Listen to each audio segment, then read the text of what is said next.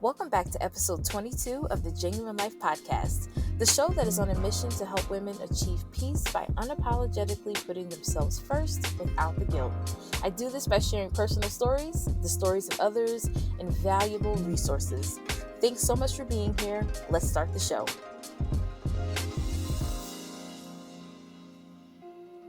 Hello, beautiful people. It is your host, Jennifer Nicole, and I want to welcome you back to another episode. Thank you so much for tuning in. I hope that you had a great week and a fabulous weekend. And of course, I hope you're staying safe, sane, and sanitized. I'm so excited to welcome someone who always has a smile on her face. I promise, as soon as she starts talking, you're going to feel the smile through your earphones, okay? If you thought I always smiled, you need to get ready for my guest today. She is absolutely amazing, and her name is Anvika. And she is a certified nutrition coach that specializes in holistic change. But not only does she specialize in nutrition, she also specializes in interior decor with feng shui elements and positive behavior changes. Guys, you're in for a treat today. Welcome to the show, ma'am. I'm so happy to have you here. I am so honored to be here. Thank you for having me, Jen. First of all, I just have to say it's so awesome to hear your voice first. If you all don't know, well, you don't know because this is the first time she's been on the show, but I actually met her during our time that we worked at Google together out in Austin. And I mean, every time I saw her, and it could have been a stressful place to work, it was busy all the time. But every time, I don't know if you remember this, but we always gave each other a hug in the hallway, and I would kind of collapse in your arms because you just radiate such peace. And so I am so grateful to have you on the show today and for you to be able to just share that gift with everybody listening today. Thank you, Jen. I am smiling ear to ear right now. It is such an honor to be here, and I'm so excited to dive in, share any tips and tricks on my end, and just converse with you because last time we had these kind of conversations was when you were back in Austin. So you Yeah. are really missed, and I'm really happy to reconnect. Oh, thank you. So, obviously the purpose of having you on the show today is really what you've tapped into. I came across your business and really wanted to bring you on here for you to just be able to share that with everybody here because wellness and living our best lives and being our genuine selves is really the mission of this particular podcast, and you really aligned with that. So talk to us a little bit about your business and how you even jumped into it. I purposely did not mention the name or anything. I want to leave that platform all to you. So talk to us a little bit about your business. Absolutely. Well, thank you for allowing me to have this space. So lo and behold, I was always really fascinated by wellness and introspection. Since I was a young girl, I remember my mom always telling me that I always had intuitions. Like I was able to sense vibes and energies, and I didn't even believe in it because I'm an objective thinker. But Mm-hmm. as I grew up, as I continued to lean into how I felt, I opened up opportunities that were best for me. So I thought, might as well keep trusting myself. And I've always been really interested in how we think and how we feel. And part of it came through nutrition. I was blessed enough to be raised by a mom who put a lot of effort in making sure we had healthier diets. And Mm-hmm. I think that definitely leaned into my interests. And so I decided to bite the bullet and actually become a certified nutrition coach. That was an exciting journey. I definitely am more process driven than result driven. So I really try to take in the process of learning more about nutrition. And so as I became certified, I did not know what I wanted until I actually became certified. And I was like, man, it all came together. I loved the idea of being a coach for many people when I created a platform from the ground up called Nourish with Anvika. So that's kind of the highlight overview of what came from and what my business is, but happy to dive into more detail as we continue to converse. Okay, first of all, that's amazing. Okay. Like, but I think the key that I want to really pull out of what you were sharing is that so many times we get these small hints, Mhm. intuitions, call them what you will, as early as as you know, when we're kids and we just Mhm. kind of dismiss them and go on about our lives and do what we do, but somehow they always seem to make their way back in one way or another. It's almost like we just cannot avoid what we're really truly called to do, you know. And it doesn't take away from you working in a corporate environment or, you know, doing other things, but to find your passion in something that you've kind of recognized when you were a child is pretty inspiring to me too. Thanks, Jen. And I know we were conversing about this off record, but finding peace is a big thing, and that's something that you have embodied. And I'm so honored to see that you create a platform for that for other people. And I think that's extremely important, because regardless of how you spend the 24 hours that you have, you should do it when it comes to finding peace. Hmm. And for you, it was creating this space and inspiring others. And for me, it's creating the platform that I've created. And so regardless of, like you said, corporate work or any other nuances that you go through in life, always try to find peace is the top goal. And it is very synergetic to be here and to be conversing with you, because you definitely radiate the same. Oh, hearts. And I just want to apologize for loudmouth in the back here. I don't know if you can hear her going off. But I know. I just closed the door and sorry, well, you're a guest on the show, but one of the big things that I do to keep this show very as genuine as possible is I don't over edit because it's real life and dogs bark, but I just closed the door on her, so hopefully she'll she won't disturb us anymore. So, She- okay, I kind of want to go back a little bit because you know, obviously we're in a tough time right now, and a lot of your focus is, you know, around nutrition and around holistic ways that we're all taking care of ourselves. And so can you talk a little bit about some ways that people can take care of themselves in a healthy way, whether that's through meditation? I know for me personally, snacking has been a huge thing during this Mhm. pandemic, and not snacking on good things. Like I've fallen in love Mhm. with gushers again, like, and pretzels, and so all of these things. So how are your services really tapping into those things that, you know, people kind of struggle with, especially now that we're in a pandemic? Yeah, absolutely. Such a great and timely question. With all the shifts that are happening to every single human on Earth, more than ever, it's become pressing to ensure our well being. So, similar to you, Jen, I am deeply empathetic. With such equality comes boundaries. I had to learn to be empathetic with myself first and foremost, and that was the only way I could genuinely show up for others. Oh, that's So I good. started off by understanding my core values and really, truly, unapologetically embraced my authenticity. Through that came an array of changes. Apart from finding my passion in entrepreneurship and creating a lifestyle platform as a certified nutrition coach, I was able to look inwards and make some actionable changes. So I'm about to dive in some couple of tidbits. Hopefully, this can really help make sure that we prioritize our well-being. Please do. So, number one, I learned which part of the day I was most productive, and I made that my me time. Mm. Personally, I'm more productive in the mornings, so I carved out time every morning around 6 a.m. to 9 a.m. for me. Either that be walking my dog, or reading a book, or working on my coaching program, working out, you name it. My phone goes on do not disturb mode, and I'm creating connection with myself. Tip number two, trusting my feelings and listening to them. Developing a strong relationship with my mind, body, and soul by simply asking myself the question at hand. So, do I want to go out? Do I want to spend time with this person? Do I want to be alone? And allowing myself to answer it. Building that trust was an obstacle for me as I am more objective, but through this came experiences that are truly unforgettable. Tip number three, hydration. We all know we must drink water, but hydration is a lot more involved than we think. Uh, So, for example, like you mentioned, you get a little snackish, right? yep. Funny enough, typically when you feel that way, you're actually dehydrated. Um, No, don't tell me that because I don't like water. oh no!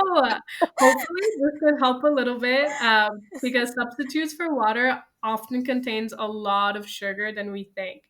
So Oh, one beverage can bring us to a recommended daily intake of sugar only by simply drinking one beverage. So, for example, USDA recommended daily intake is 25 grams of sugar, right, for women and 36 grams for men. Jen, a 12 ounce of Coca Cola can, how don't tell much me. Don't grams tell of me. sugar do you think is in that one can? Okay, so the recommended amount is 25 grams for women. And 36 for men. Yep. Can you tell me it's only 20? Oh, if only. If only. It's actually 39 grams in one can. What? It's pretty insane. And Gatorade has half the amount, which doesn't even include the sugar we consume in other things. Sweet Wow. beverages is literally a highway to exceeding your healthy dose of sugar, which can lead to multiple issues. So, like a common question people ask me all the time is, how do I lose weight? The first question I ask them is, what do you drink? Cutting back on excess sugar can lead you to feel good and also look good. I like Mm. to say that sugary beverages are a VIP pass to weight gain. So, It is true, right? And you're very right about that because it'll skip you right to the front of the line. absolutely. And once I personally realized that, water became my drink of choice, and sweet beverages were saved for once in a while. And funny enough, my body doesn't react well to Coca Cola anymore. Go figure. What? Yeah, isn't that wild? I can't even imagine. So anything that you can do, Jen, to spice up your water, either that be adding, infusing it with fruits or cinnamon or even bubbled, anything that you can do, I highly recommend it for you to enjoy it and make it motivating for you because it can definitely lead to better well-being overall. So that was my tip number three. Okay, these are good so far. Thank you. So Yes. tip number four, doing things that I love. Mm, I feel like we tend to self criticize ourselves way too much, and it mhm, leads to anxiety, even depression, and overall lack of good health. mhm. Isn't that counterintuitive? Yep, I take so the true. time to fully enjoy the simple joys of life. So for me, I'm not gonna lie, it's eating. I love to eat. I love to try new foods so I can take the time to go to restaurants, mainly before COVID, Mm. and enjoy a good meal. Believe it or not, I experienced these things mostly by myself. Definitely something I would recommend trying out when it's safe again. Finally, tip number five, find a getaway. Either that be art, reading, spending time with loved ones, your side projects, or all of the above. Do not let the main part of your day, for example, work, consume you. Allow yourself to experience different things. Through that, you can open up doors you never thought existed for you. So, first of all, amazing. I think those are super helpful.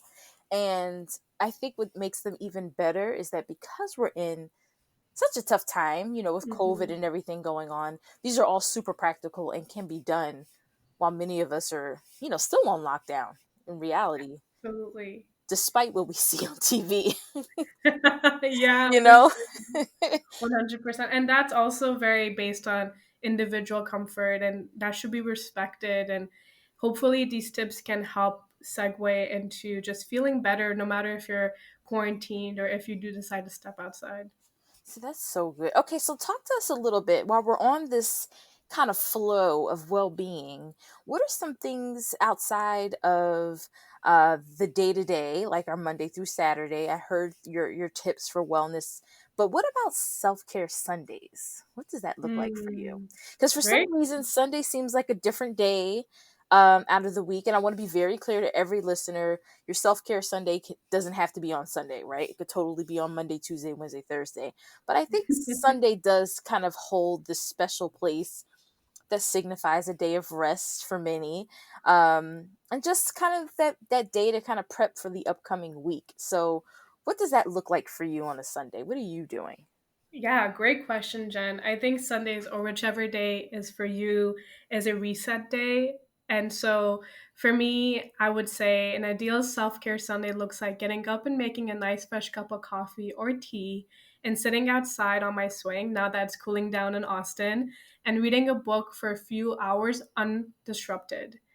then taking my dog out to a nearby trail, preferably someplace I have not been yet, and coming back home and taking the time to cook a delicious meal with fresh veggies and spices.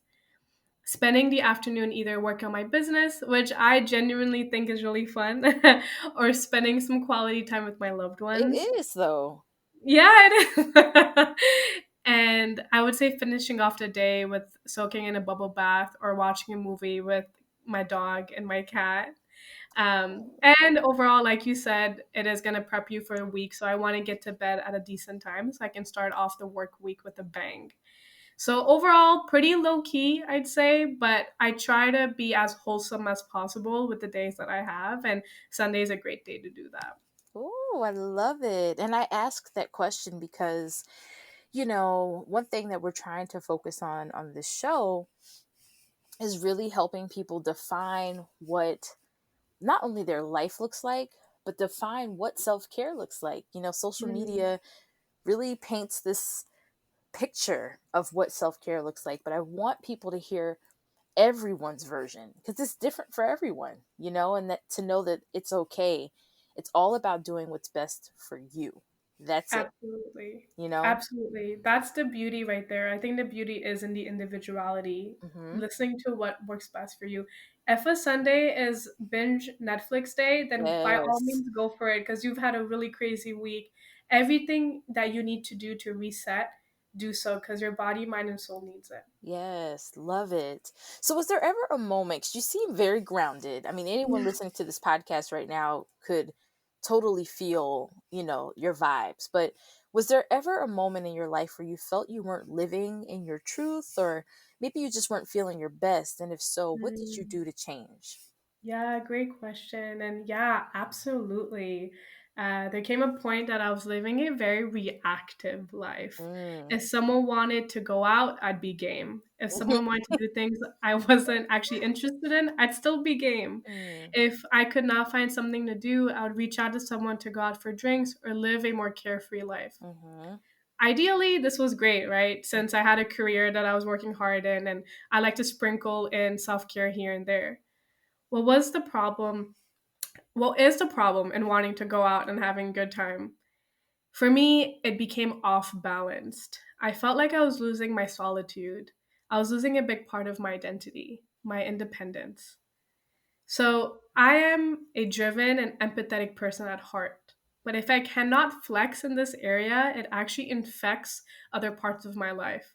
I become overall demotivated and reactive.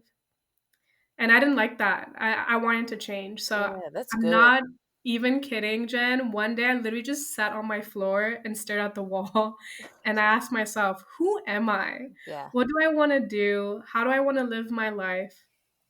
As I meditated on these questions, words started pouring out like an avalanche: create, help, strategize, innovate, problem solve, change Yes. people's lives, work hard, care, love, share my ideas. Through this came the birth of Nourish with Anvika. I worked Oh, I hard and love it. became a certified nutrition coach. Immediately after, I built a platform from the ground up in which I focused on quality coaching.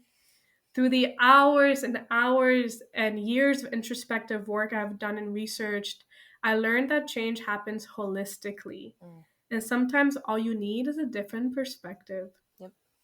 I chose to dedicate myself in creating a space to ignite people's confidence for a happy and healthy life.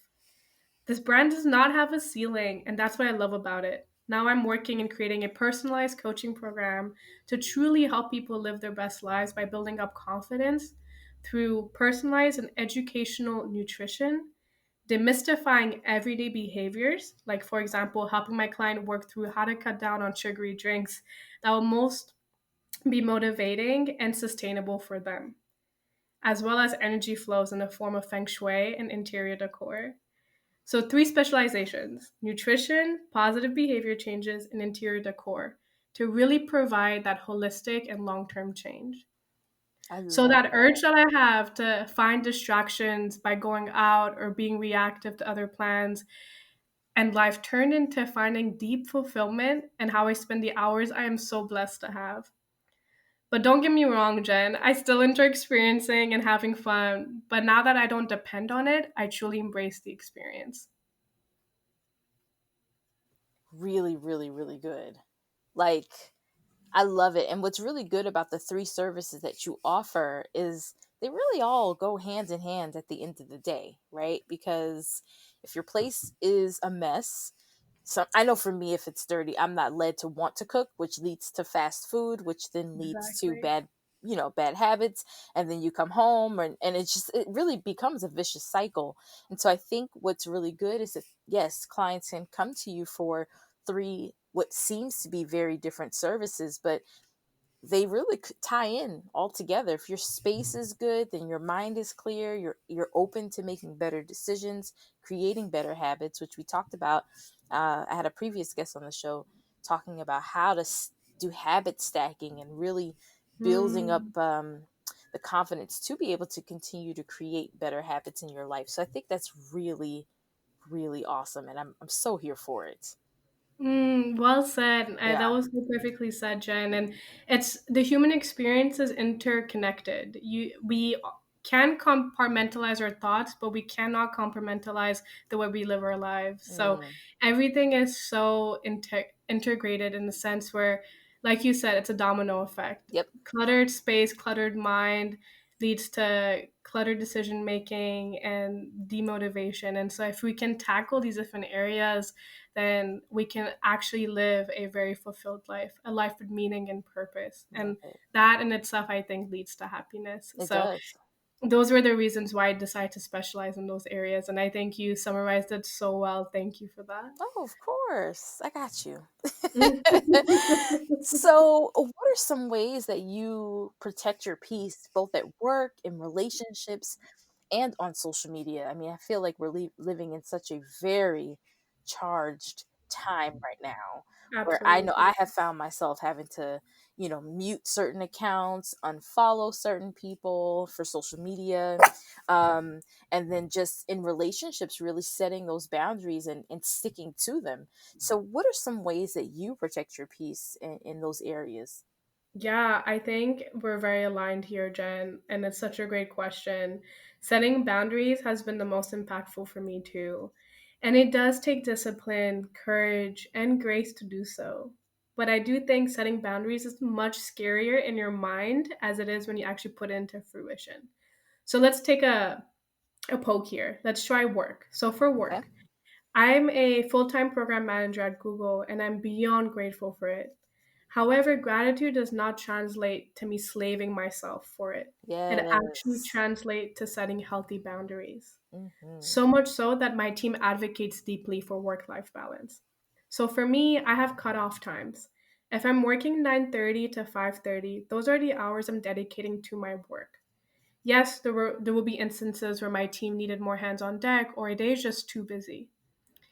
Funny enough, flexibility is key to having sustained boundaries. That may sound counterintuitive, but if you don't allow for some semi permeability, then we do not break a boundaries, and our minds are going to take that as failures every time we do break that boundary. That's good. And it'll be harder for us to continue establishing these boundaries in the future because failure is something we do not want to experience, right? Correct. Correct. We relapse. So part of the human experience is constant change. So it's really important to cater to that. So boundaries are essential for the majority. So in this case, the majority of the time I don't need to work past 5:30 p.m. So I won't even though I can. Did that make It sense? does. And I know for me, if I have boundaries set but feel like I'm disappointing someone, that comes in as, oh, well, this one time I'll stay till, 10. But the problem is, it becomes, well, you did it before, so just do it again. And then you keep doing it again and again. And before you know it, your boundary has completely disappeared. And the love that you have for a position that you wanted or something you fought for or interviewed for, you begin to resent it, you know? So yeah, definitely. And I think you brought up such a good point that a lot of people face, including myself, is once you do it once, then you set the expectation. But that isn't true. we set expectations on what we desire. So even if you stayed at work at 10 p.m. one day, doesn't mean that you have to stay every day. Mm, Exceptions are important for us to realize in our lives, and that's why boundaries are set for the majority. Exceptions are bound to happen, and that's okay. That's part of reality. But don't ever make your exception your majority. love that. That's a good one. Mm. Give yourself a hug for me for that one. I'm feeling the love. So I love that. So my somewhat of a final question. I'd love for you to talk to your 10-year-old self. I think, and I use the number 10 because a lot of times, I know for me, I was heading into fifth grade. So, it's like that kind of pivotal moment where you're really starting to understand how life works. I know I felt that way. You're changing classes and in school Yeah. now, and your friends are changing. Some friends went to a different school. Some friends you met new friends because you had to switch schools. I know I'm speaking personally, but I always felt like 10 was a really big year for me, as far as like when things kind of changed. And so I know there's a list of things I would say to my 10-year-old self now that I've lived a little bit, but what would you say to your 10-year-old self right now? Absolutely. And going back to the last question, I also have some tips on relationships and social media if you're ears for it. But and the Of course. and the 10-year-old, for my 10-year-old self, first of all, Jen, I think it's incredible that you have that self-awareness to realize how at 10 there is such a change in your life. As children, Yeah. we don't tend to have that self-awareness. So I love that you picked that age, and there's a reason behind it. So for what I would tell myself is listen to yourself. You have bounds of wisdom in you and will continue to have. You have what it takes to live the life you want to live. Be open minded, be kind and loving. Don't let anyone take that away from you. That does not solve any pain. Resilience, bouncing back, and continuing to be the light that you are is the strongest cure. Question, understand, speak up, know your worth because you have a Hmm. lot of beauty inside of you. The world will be lucky to experience. Yes. Ooh, I love that. I love question. Hmm. Because I think a lot of times we don't want to overstep. We don't want to, I think there's a fine line between questioning things and just having a naturally being curious Hmm. and find understanding how to ask questions and get the answers that you're looking for without. And I say this specifically for women because a lot of times we Hmm. come off as intimidating Hmm. or, why don't you just accept what I'm telling you? And I was actually talking to someone about this yesterday. I found like that has always been my struggle in the corporate environment was that I just question too many things. Hmm. And I countless times I was told, well, this is just the way it works, so just do it, and it's like, mm-mm, Hmm. or, but why? And I'm just always asking the why. And that's always been a thing for me. So I just love that kind of stuck out to me when you said that. I And love that's that. powerful, Jen. I think questioning the status quo is imperative for innovation. And the fact that you have that within you is a talent in itself. And I don't think you should ever let go of that, no matter if people align or misalign with you. Oh my God, I just love it. So I want to double back because you're absolutely right. I think I was so excited to hear about what you would say to your 10-year-old self. I forgot to let you answer ways that you protect your peace in relationships and in social media. So I think that's important too. Yeah, no stress. I was also really excited to answer a 10-year-old question, so we were on the same page. I'd say for relationships, boundaries come through communication.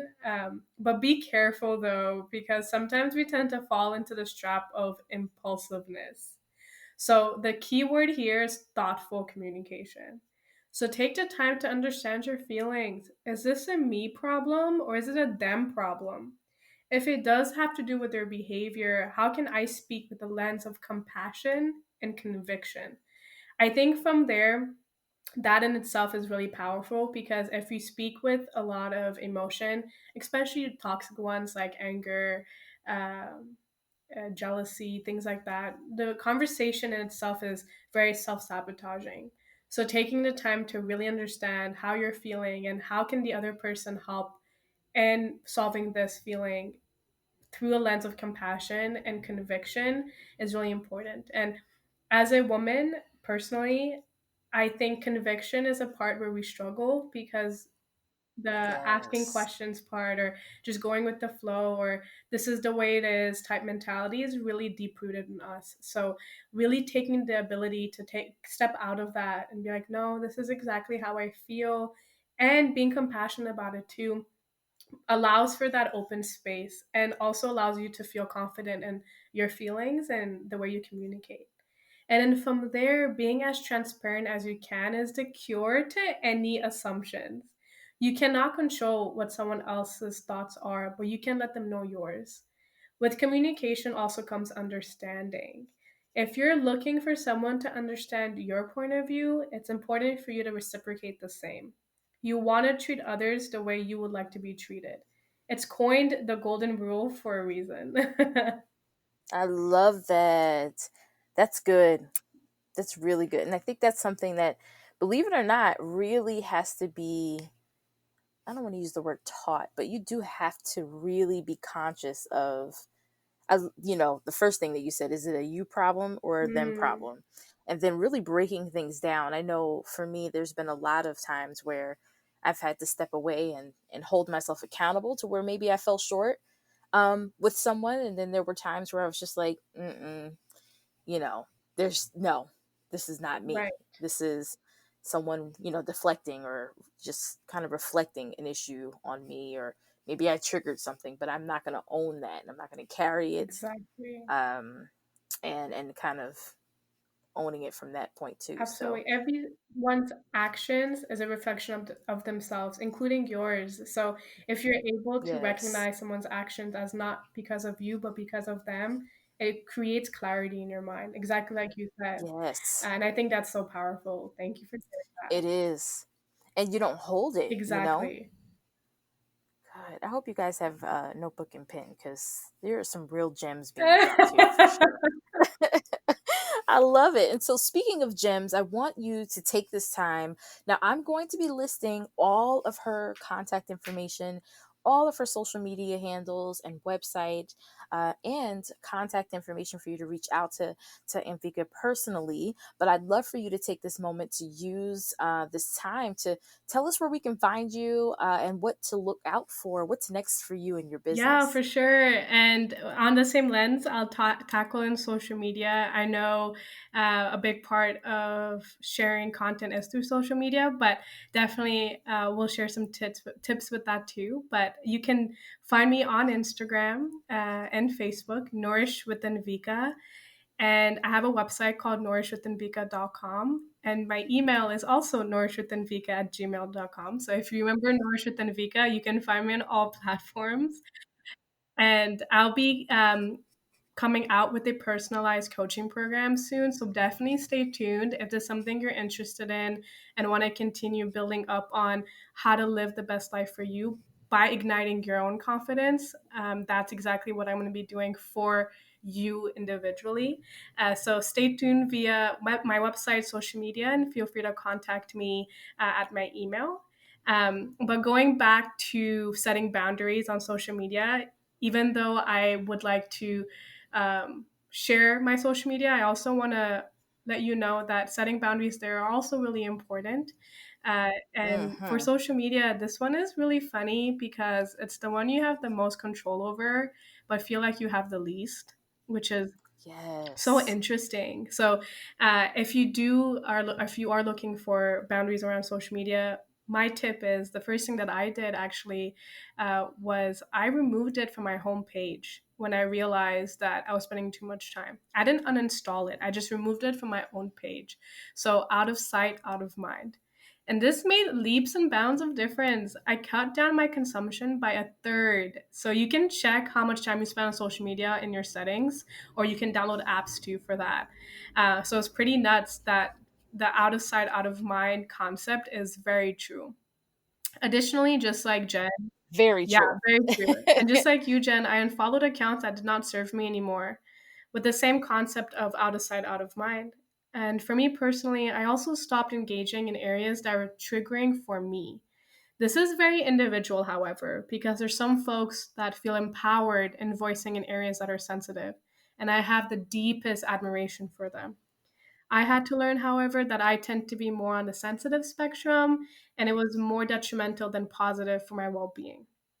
This also shows that we're all so different, and you must take the time to listen to how you feel and make those changes accordingly. Even if that may not associate with others around you, you must do what's best for you. But hopefully, my social media account, Nourish with Anvika, will be fueling. I tend to share positive behavior quotes and pictures of healthy recipes that I put together, as well as interior decor ideas. So hopefully, that can be fueling for you, and we can definitely take that step further. And feel free to always contact me through any of these medias. I love that. I became mute queen. I mute everything or unfollow accounts. It's just, and I'm glad you kind of gave a voice to something I've thought about but Mm, didn't know. But I totally, obviously respect anyone. Everybody has a right to their opinion, share whatever they want to on their platforms. But I am definitely an empath and a mm. severe one. And You and me so both, girl. if I watch the, oh my gosh, it'll just, I can't see too much, you Mhm. know. I just can't. It becomes too much. I need a break. And yeah, it takes over. So I'm glad that I didn't realize that I could name it. And, because I didn't realize I'm on the sensitive side, but I am. I'm very affected Mhm. by things that I see and hear and watch over and over. And I think, especially now, this time, you have to be very careful about Absolutely. all of that, And the crazy part is, it doesn't mean that you're sensitive to it, that you are a sensitive, fragile person. I think that's a stigma Hmm. that has been put on people for way too long, and it's completely false. It's just you knowing your boundaries. Your empathetic side is actually extremely powerful. And now you see companies, Fortune 500 companies, mandating EQ, emotional intelligence, in their leadership, mandating people to really understand social causes and really push for a better environment. What is that through? That's all through empathy. And so, empathy in itself is extremely powerful. And knowing that you have that is such a gift, but with any gift comes control and boundaries, and that's important. And that's how you can really pave a path that's most beneficial not only for you but for the people around you that you want to help. So that was something that I had to really come to terms with, because I it was hard for me to wrap my mind around that initially. But once you do feel empowered in your own way. I love it. Wow. Ugh, Yeah. guys. I mean, was this not a treat or what? I told you. I knew it. Um, And on that note, I just have to say this to you. I want to thank you. Thank you, thank you, thank you for taking the time out of your busy day to, come on the show today, spread a little peace in the mm, atmosphere, and helping me continue to uplift and share positive vibes across the waves here. And so we thank you again for your time. It's been such a pleasure having you here. thank you, Jen. Thank you, thank you, thank you. I'm the one that's supposed to be saying thank you. I No, this was so It's good. been such an honor from the moment I met you to now, to just be in your space and be in just the wave that you have. And thank you for having me part of that. It was such an honor, and I'm always available. We can always hop back on, or chat, or Yay. anything that is most beneficial. But this was definitely very symbiotic. So thank you. Thank you. And beautiful people, that will do it all for today's episode. I thank you for joining me today and every Monday. Don't forget, if you share that you were listening to this episode or any episode of the Genuine Life podcast, don't forget to tag me on Instagram so I can show you some love. And if sharing isn't your thing, that's cool, although it should be. But if you don't want to share, go ahead and rate, like, and subscribe. Leave us a review and let me know what you thought of today's show. It helps get this podcast in front of other potential genuine lifers.